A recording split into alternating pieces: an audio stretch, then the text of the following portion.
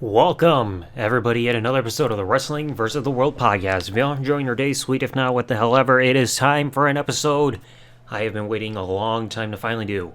The history of the Intercontinental Championship under the oval belt design that we had from 1998 all the way to 2011.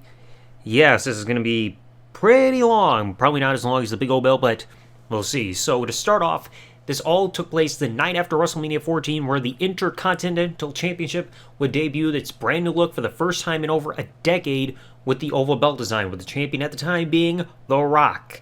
Now, the belt at the time had a purple strap to it, purplish violet. The block version of the WWF logo in the center plate, kind of what we saw reminiscent in the golden era of wrestling.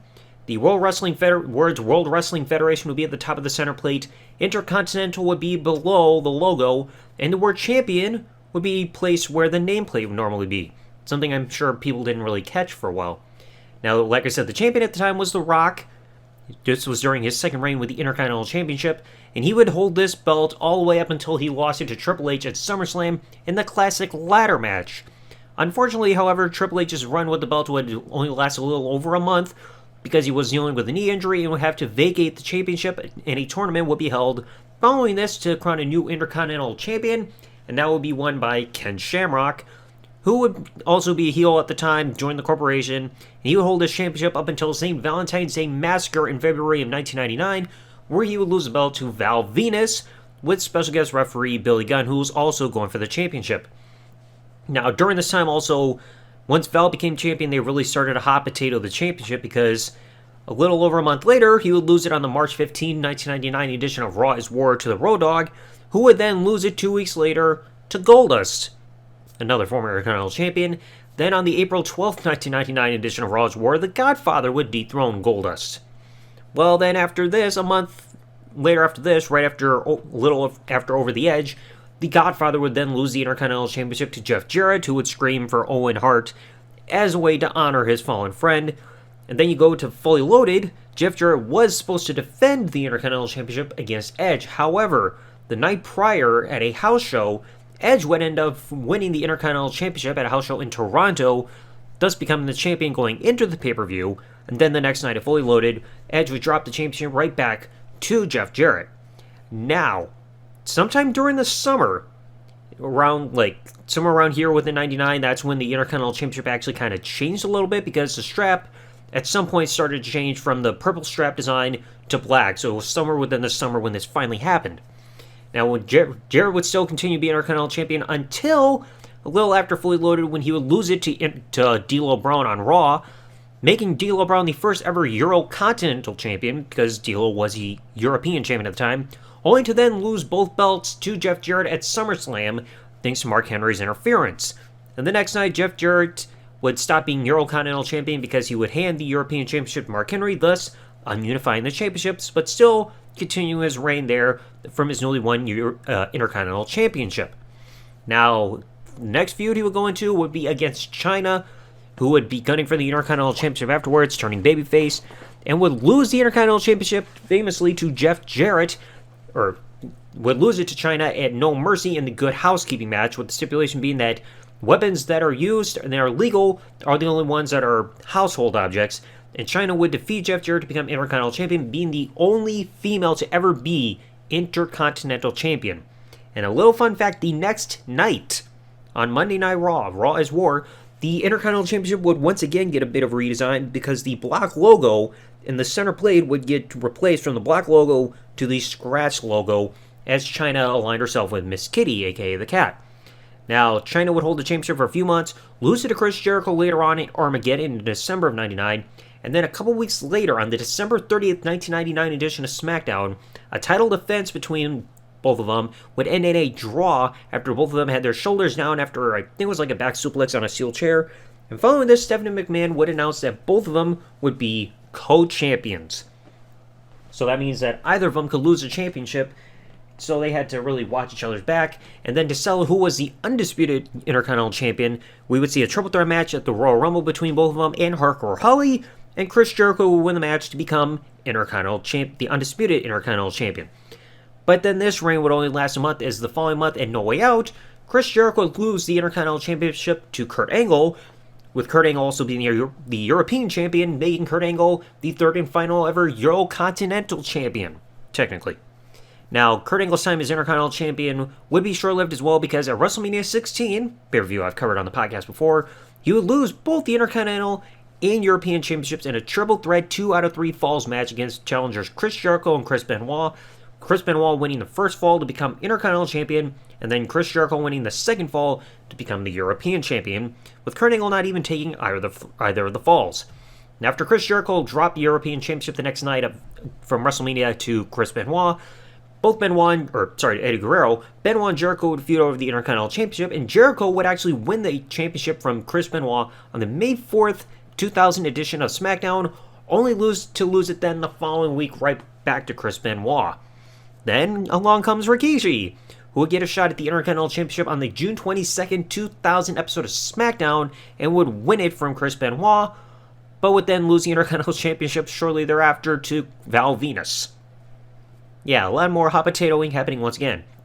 Then the following month, a couple months later, a month or two later at SummerSlam, Val Venis would lose his Intercontinental Championship in a mixed tag team match where he teamed with Trish Stratus to go against Chyna and Eddie Guerrero, and because Chyna pinned Trish Stratus, Chyna would get the victory and would be the Intercontinental Champion, making this her second and final ever Intercontinental Championship of her career. Now, also at the time, Eddie and Chyna were doing the whole Mamacita team thing, and Eddie would end up dethroning his own Mamacita a little over a week later on Raw in a triple threat match, which also included Kurt Angle. Now, after this, I mentioned this on the 3-part special of the podcast, Eddie was supposed to defend the Intercontinental Championship at No Mercy against Billy Gunn, but the match was delayed due to Eddie suffering an injury the week prior to the pay-per-view on Raw in a match against Chris Jericho, but would later defend the championship against Billy Gunn and drop it to him on the November 23rd, 2000 episode of SmackDown, making this Billy Gunn's only Intercontinental Championship run, and then that reign would only last a month because then he would lose it the following month at Armageddon to Chris Benoit. So, still, hot potatoing is pretty frequent here. Then Jericho and Benoit would reignite their feud over the IC Championship going into 2001, and Jericho, for the 4th time, would become Intercontinental Champion at the Royal Rumble, defeating Chris Benoit in a classic ladder match. Now, this reign would end up being the longest IC title reign since Ken Shamrock's run, from October 98 to February 99, because then Jericho would lose the championship on the April 5th, 2001 edition of SmackDown to Triple H. So, 3-month title reign, longest we had seen in about 2 years. Then Triple H's run ended up being a blink and you miss it title run, because the next week on SmackDown, he loses it in an upset to Jeff Hardy. And then the week after on Raw, Triple H wins it back from Jeff Hardy. So we're still doing the whole hot potato game there. Then Triple H would also engage into a singles feud with Kane, resulting in Triple H later losing the Intercontinental Championship to Kane in a chain match at the Judgment Day pay-per-view. Now, Kane's title run, you probably don't remember well, but one thing to remember was this ended up happening around the time that the Invasion storyline really started to kick off, and then we saw even more hot potatoing with the Intercontinental Championship. Starting off after this with the June 28th, 2001 edition of SmackDown, where he would lose it to Albert, aka Tensai A-Train, whatever persona name he's going through. Then this title run only lasted a month, because then on the July 23rd, 2001 edition of Raw, Albert lost the championship to Lance Storm. Then you go over to SummerSlam. Lance Storm loses the championship to Edge. Then following this, the tag team of Edge and Christian would finally break up, and both men would start a feud over the Intercontinental Championship in jealousy, with Christian later on winning the Intercontinental Championship from Edge at Unforgiven, but then Edge wins it back the next month in a ladder match at No Mercy against his on-screen brother / real-life best friend Christian. Then after this, November 5, 2001 edition of Raw, Test would end Edge's run with the Intercontinental Championship by defeating him on Raw, and then in the meantime, Edge would become WCW United States Champion, so then both men would face off later on at Survivor Series, both men unifying their titles, with Edge coming out the victor to unify the Intercontinental and WCW United States Championships, which retired the latter of the two titles, and Edge would be champion. I believe this was for the 4th time? Somewhere in there. Well, then after this, Edge would embark into a feud against William Regal as 2001 went to 2002 over the Intercontinental Championship, and Regal would later win the championship from Edge at the 2002 Royal Rumble. Now, also we remember 2002, who was getting white hot around that time? Rob Van Dam. So RVD became number one contender for the Intercontinental Championship and would win the belt from William Regal at WrestleMania 18.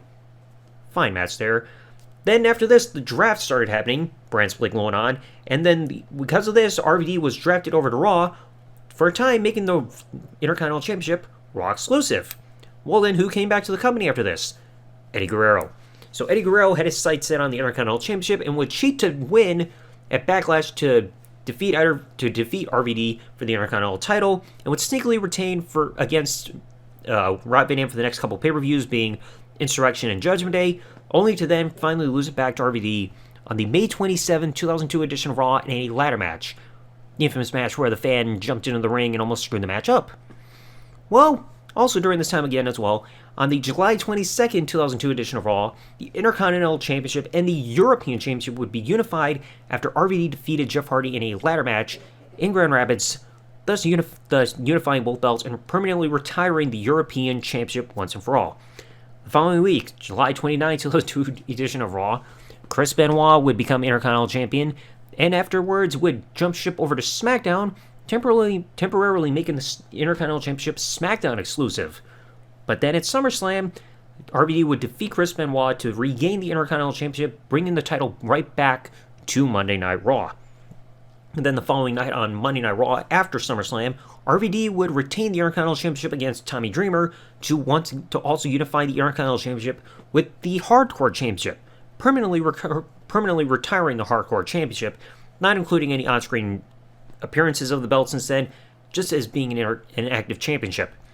Now, a couple weeks later, Chris Jericho would defeat RVD on the September 16, 2002 edition of Raw to become a 5-time Intercontinental Champion, but then lose it 2 weeks later to Kane, who would then lose it to Triple H in a unification match in No Mercy, the feud that's infamous for the whole Katie Vick angle, which then deactivated the Intercontinental Championship for the next 7 months, which left absolutely no mid-card championships anywhere.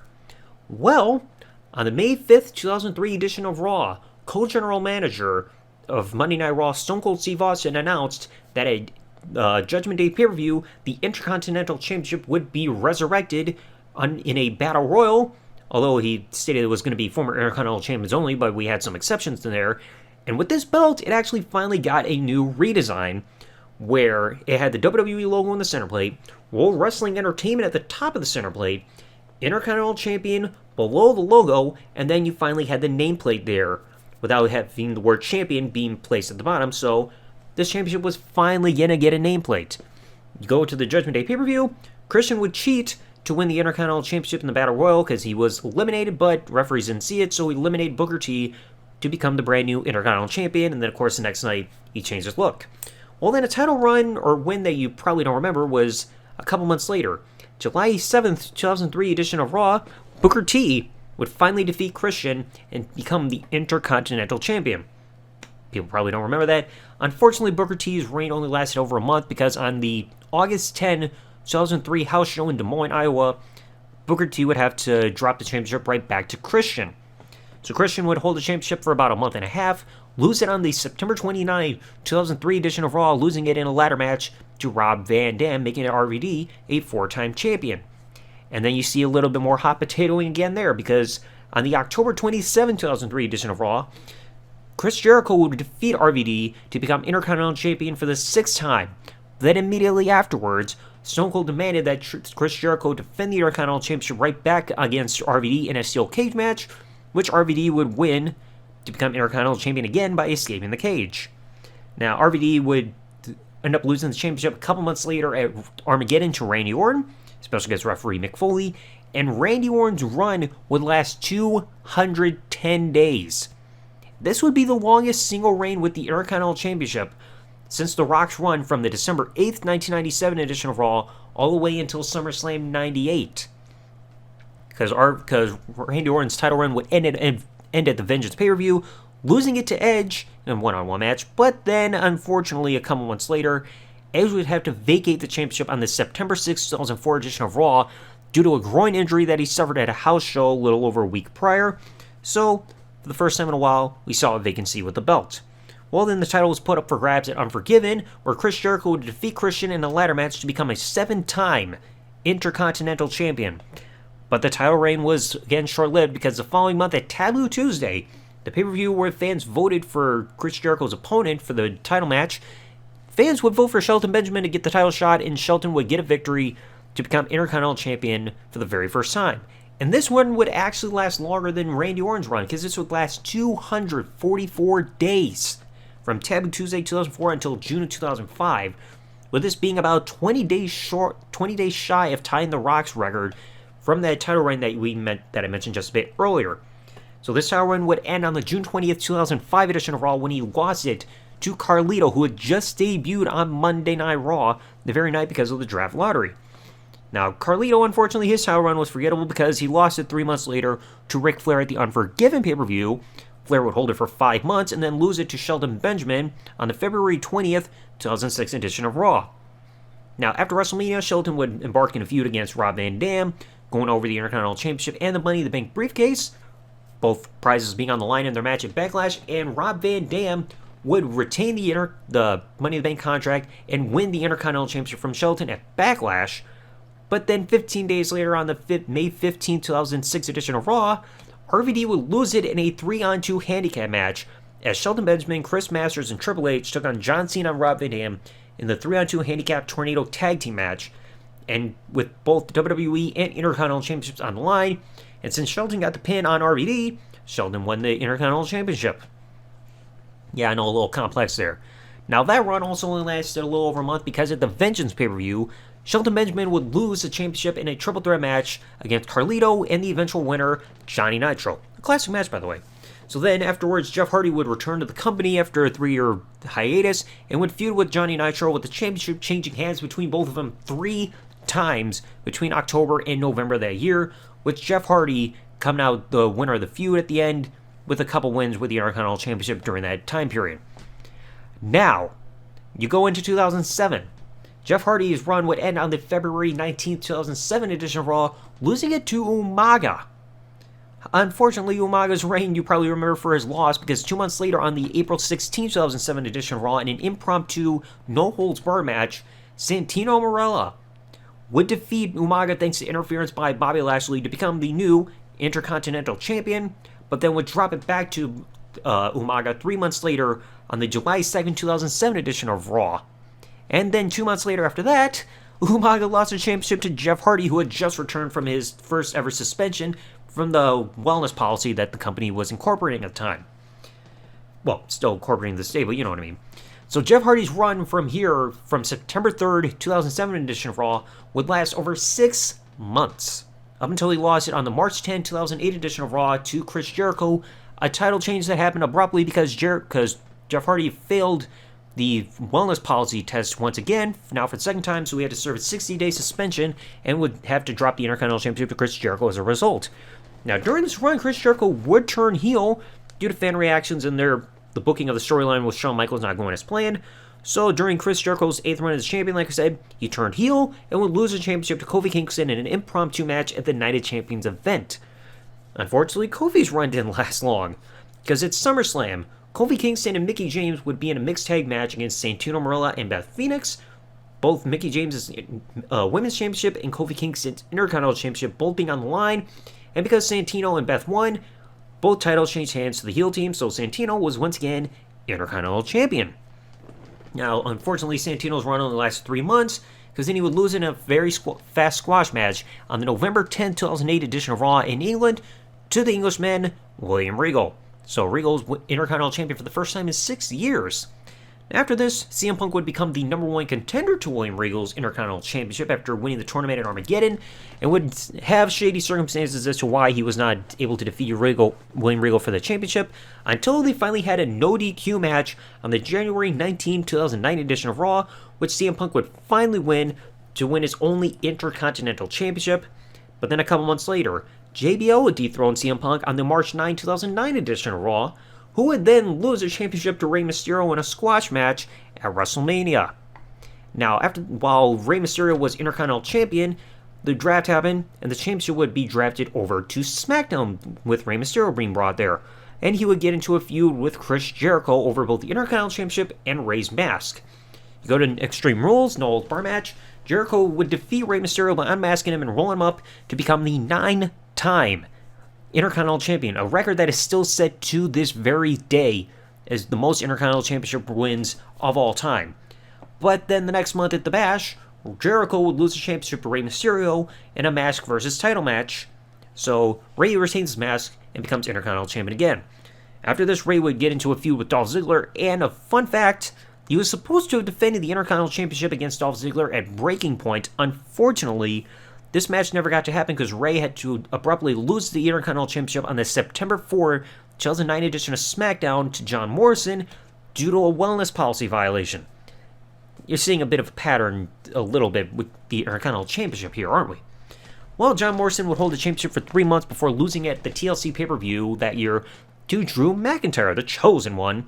And during this run, Drew McIntyre in storyline was stripped of the Intercontinental Championship and kayfabe fired for fighting with Matt Hardy against Teddy Long's orders. And in the meantime, Kofi Kingston would win the Intercontinental Championship in McIntyre's absence. However, the very evening where Kofi Kingston was awarded the championship, Teddy Long would be under the orders of Vince McMahon, would nullify Kofi Kingston's win and return the championship back to McIntyre, who was the Chosen One, the pet project of Vince McMahon. So you saw this whole storyline of playing favorites.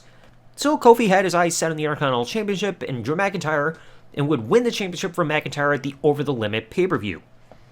But then a few months later, on the August 6, 2010 edition of SmackDown, Kofi would then lose the championship to Dolph Ziggler thanks to a distraction by Vicky Guerrero. So Ziggler would hold the championship for a few months, lose it back to Kofi Kingston on the January 7, 2011 edition of SmackDown, but then a couple months later, Kofi would lose it to Wade Barrett on the March 25th, 2011 edition of SmackDown, back when Wade Barrett was in the core. So then during this run, Ezekiel Jackson would end up getting kicked out of Barrett's core stable, thus causing a feud between both Barrett and Ezekiel Jackson over the Intercontinental Championship, and Ezekiel Jackson would win the championship from Barrett at the Capital Punishment pay-per-view in May of 2011. But you probably forgot that because 3 months later, Cody Rhodes would defeat Ezekiel Jackson for the championship on the August 12th, 2011 edition of SmackDown, and then following this, a couple of weeks later, the championship would no longer be counted as SmackDown exclusive upon the dissolution of the brand split, effective on August 29, 2011. Now, finally, at Hell in a Cell, the oval belt design would be permanently retired as undashing Cody Rhodes ditched the belt into a brown paper bag and then brought back a white strap version of the old school Intercontinental Championship design, which preceded the oval belt design that we had seen debut back in 1998. And to this very day, the oval belt design has not been seen ever since. Kind of crazy after 12 years. So yeah, folks, there you go. All the big history of the Intercontinental Championship that we saw from its debut in 98 all the way up until we saw it say goodbye in 2011. The redesigns with the belt logos, finally having the nameplates, strap color designs, all that stuff. A lot of history to go over the course of 13 years. Now, who do I think about when I see this Intercontinental Championship design? Obviously, it's going to be a cop-out, but it's pretty clear. Chris Jericho. Yeah, a lot of his reigns were short-lived and everything like that, but 9-time Intercontinental Champion, all 9 of those reigns happened with that belt. It's easy to picture. If I had to choose a second person who I most commonly correspond with that belt, I'd probably have to go with Jeff Hardy. Those two, in my mind, are the two names that really stick out of who I picture when I see this belt. But I want you all to let me know in the comment section below 2 things. 1, what did you think about the Intercontinental Championship belt design, as well as the time period when the championship was active under this design? And 2, who comes to mind when you see that oval belt design that we had through that 13-year period? Like I said, for me, first it's Chris Jericho, and the second option would be Jeff Hardy. But I want to know who you all think in the comment section below. If you enjoyed today's episode, folks, please remember, leave a like, subscribe with the bell turned on if you're listening to this on YouTube, or follow if you're listening to this podcast on any other service that this podcast is available on. And I'll catch you all in the next episode. Thanks for listening, everybody. Like, comment, subscribe. Peace out, and good day, everybody.